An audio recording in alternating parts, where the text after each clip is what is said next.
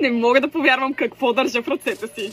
Това са фигурки на три от любимите ми геройчета, а най-хубавото е, че са безжични холонки. Така че знаете много добре какво ще правим. Визия на Стич, визия на Мини Маус и нещо толкова любимо за мен, визия на Бейби Йода.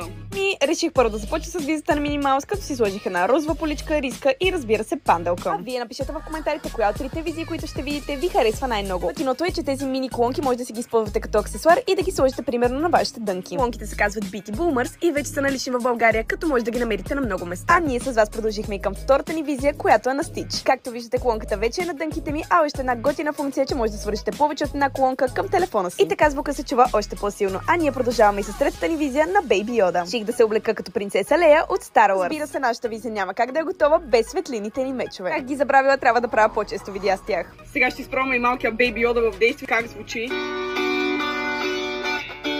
Yes! Това е мега силно, дори